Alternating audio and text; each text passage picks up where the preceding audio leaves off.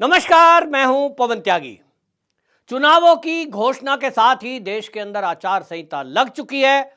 चुनाव आयोग ने पूरा विस्तृत ब्यौरा प्रस्तुत कर दिया है मीडिया के सामने। 7 चरणों में देश के अंदर चुनाव होंगे और इस चुनाव के बाद एक बार फिर जो न्यूज चैनल हैं और एजेंसियां हैं जो सर्वे करती हैं किसकी सरकार, उनके सर्वे भी आ चुके हैं और उन सर्वों के आधार पर यह सिद्ध हो गया कि भारतीय जनता पार्टी जो दावा कर रही है कि इस बार एनडीए 400 पार, कहीं ना कहीं उसको छूता हुआ आंकड़ा दिखाई दे रहा है। इन सभी सर्वे में, चाहे वो किसी भी चैनल के सर्वे हो, कुछ कम ज्यादा जरूर दिखाया जा रहा है। जो बीजेपी दावा कर रही है उस दावे के आसपास सर्वे दिखाया जा रहा है और इसीलिए यह कहा जा सकता है कि मोदी जी ने जो 370 बीजेपी के लिए और एनडीए के लिए 400 पार का नारा दिया, वो कहीं भी ऐसा नहीं है कि हवा हवाई है। हकीकत दिखाई दे रही है। पिछले चुनाव में हमने 19 में भी देखा कि बीजेपी 300 प्लस की बात कर रही थी, 303 पे आ गई।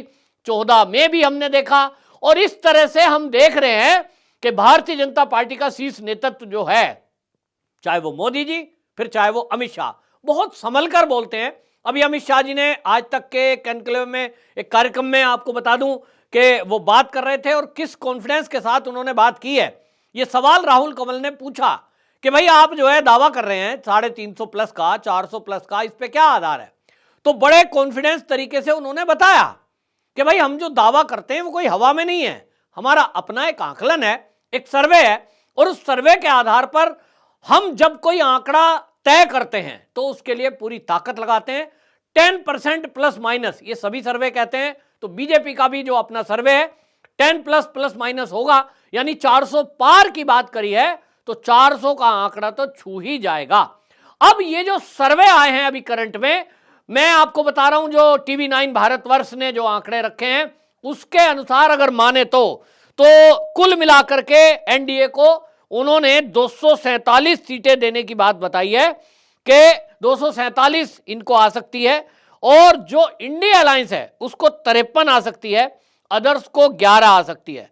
अब एनडीए को 247 का आंकड़ा बताना, ये टीवी 9 ने बताया। जैसा मैंने कहा, ये आंकड़े से मैं सहमत नहीं हूं, क्योंकि जिस तरह से भारतीय जनता पार्टी का एक अपना आकलन है उसमें अभी, हालांकि आपको यह भी बता दूं, और मैं बहुत बड़ी एक ब्रेकिंग न्यूज भी आपको कह सकते हो इस मामले में दे रहा हूं, भारतीय जनता पार्टी को इतना अपने भरोसा है क्योंकि जमीनी स्तर से कार्यकर्ताओं का जो ऊपर तक सर्वे जाता है वो एक सटीक सर्वे होता है और मेरे पास इसकी जानकारी है। एक भाजपा के बड़े नेता ने मुझे ये बताया है, आपको मैं दावे से बता रहा हूं, उन्होंने मिठाई का भी ऑर्डर दे दिया है और आपको ये बता दूं कि ये तय हुआ है कि पूरे भारत में जिस दिन चुनावी रिजल्ट आएगा एक जैसे ही मिठाई बटेगी, एक जैसे लड्डू बटेंगे और उसको अलग अलग राज्यों में वो ऑर्डर भी दे दिया गया है, उसकी तैयारी भी कर ली गई है कि जीत का कार्यक्रम किस तरह से पूरे देश में सेलिब्रेट करना है। अब आप सोचिए, तैयारी वहां हो गई है, आप सर्वे की बात कर रहे हैं। तो अभी जो सर्वे है, ये दूसरी आपको ब्रेकिंग न्यूज दे रहा हूं कि भारतीय जनता पार्टी, अभी आपको लग रहा होगा कि मोदी जी की कहीं कहीं रैली हो रही है, कहीं कहीं जेपी नड्डा की रैली हो रही है, एक आध जगह राजनाथ सिंह जी गए हैं।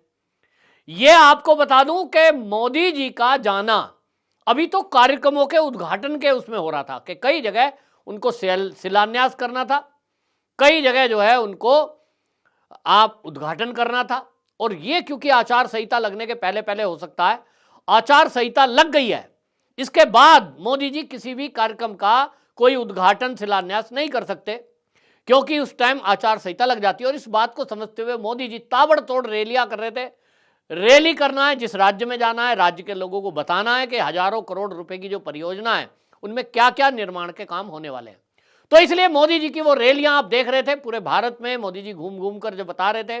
लेकिन आपको बता दूं, असली चुनाव प्रचार भारतीय जनता पार्टी की तरफ से जब शुरू होगा, अब शुरू होगा।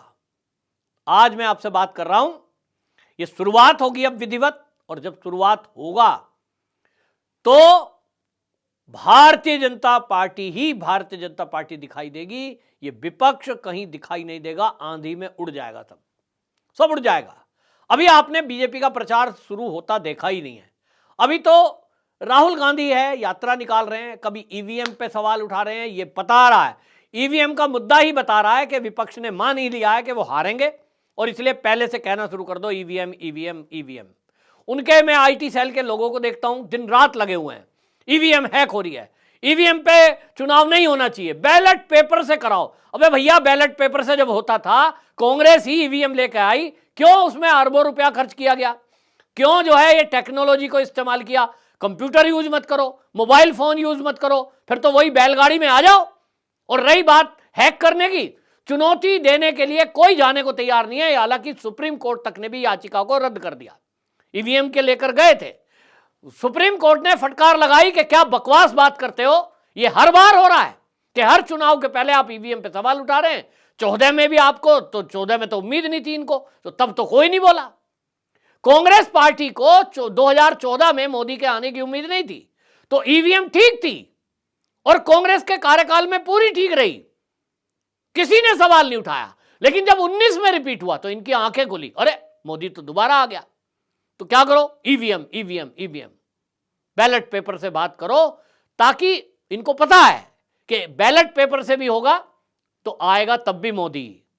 लेकिन ये अपनी नाक बचाने के लिए ड्रामा कर रहे हैं, जिससे कि जनता में कहें कि साहब हम तो जीत रहे थे, राहुल गांधी पीएम बन रहा था, अरविंद केजरीवाल को गृह मंत्री बनना था, ममता बनर्जी को विदेश मंत्री बनना था, हम तो सब तैयार थे, ये तो मोदी है, ईवीएम की वजह से जीत गया, वरना तो पश्चिम बंगाल छोड़ो, ममता बनर्जी को पूरे भारत की महिलाएं वोट देने को तैयार थी, क्योंकि संदेश खाली में जो रेप हुए उसके बाद तो सब महिलाओं की लोकप्रिय बन गई ममता बनर्जी। राहुल गांधी वो कांग्रेस का नेता है जिसने राम मंदिर नहीं बनने दिया और धारा 370 लगा के रखी। अभी भी देख लीजिए, 3 देशों के हिंदुओं को नागरिकता देने की बात है, वो नागरिकता देने का विरोध कर रहे हैं क्योंकि हिंदुओं के खिलाफ उनके दिमाग में नफरत है। लेकिन उसकी तो लोकप्रियता इतनी है कि लोग तो पीएम बनाने को सोच रहे थे, आलू से सोना बनाने वाला व्यक्ति, और वो तो जो है साहब पीएम बनने लायक था। लेकिन वो तो ईवीएम से चुनाव ही नहीं हुए, बैलेट से होते तो आज राहुल गांधी पीएम होता। लालू प्रसाद दावा ठोकेंगे कि अगर ईवीएम से चुनाव नहीं होता, बैलेट से होता, तो मेरा बेटा देश का कृषि मंत्री बन सकता था, केंद्र में होते हम तो। ये सब नाटक नौटंकी है। अब सर्वे है, अब सर्वे में नीचे समझ लीजिए, ये सब समझ गए, इसलिए ईवीएम पर, इलेक्टोरल बॉन्ड पर बात कर रहे हैं। और मैंने आधिकारिक रूप से पूरी जिम्मेदारी से कह रहा हूं, इलेक्टोरल बॉन्ड पर अभी पूरी जानकारी सुप्रीम कोर्ट के कहने के अनुसार आने वाली है, और जब खुलासा होगा तो उसका हिंट अमित शाह जी ने दे दिया है कि हमको 6,000 करोड़ मिले, क्योंकि हम देश की सबसे बड़ी पार्टी है, कई राज्यों में सरकार है, 303 भारतीय जनता पार्टी के सांसद हैं, लेकिन जिनके सांसद 50 हैं उनको 500 करोड़ रुपया और उनको 200 करोड़ रुपया, ये कैसे मिल रहा है, ये क्यों मिल रहा है? और इसमें आपको बता दूं, मणिपुर के सांसदों को मोटा पैसा चीन की एजेंसियों से मिला है, कांग्रेस को चीन की कुछ कंपनियों से पैसा आया है, ये मुझे सूत्र बता रहे हैं, मुझे नहीं पता सच क्या है, अभी खुलासा खुद सुप्रीम कोर्ट के जरिए होने वाला है। तब ये फंसेंगे और इनको जवाब देना पड़ेगा कि आम आदमी पार्टी को कहां से मिला, टीएमसी को कहां से मिला। बीजेपी से सवाल पूछ रहे हैं, बीजेपी ने पूरा हिसाब बता दिया, तो कुल मिलाकर ये हवा हवाई बना रहे, क्योंकि अब ये सर्वे आ गया है और उस सर्वे के आधार पे आपको बताऊं मैं, तो आप समझ लीजिए किस तरह से भारतीय जनता पार्टी की प्रचंड जीत ये होने जा रही है, जिसमें धारा 370, राम मंदिर, कई सारे मुद्दे हैं। आप देखें, उत्तराखंड में 5 में से 5, असम में 14 में से 11 भारतीय जनता पार्टी जीत रही है, राजस्थान में 25 में से 23 जीत रही है, मात्र 2 कांग्रेस को मिलेगी। मध्य प्रदेश में, जैसा कि शिवराज सिंह चौहान का दावा ही है कि 29 कमल के फूल हम मोदी जी की झोली में डालेंगे, 29 में से 29 मध्य प्रदेश में ऐतिहासिक रिकॉर्ड मतों से जीत बीजेपी की होने जा रही है। गुजरात में 26 में से 26, किसी पार्टी के लिए कोई जगह नहीं है। और तेलंगाना, जहां कांटे की टक्कर है, आप उस तेलंगाना की बात बता रहा हूं, 17 में से भारतीय जनता पार्टी को ये 6 सीट मिल रही है, ये सर्वे बता रहा है।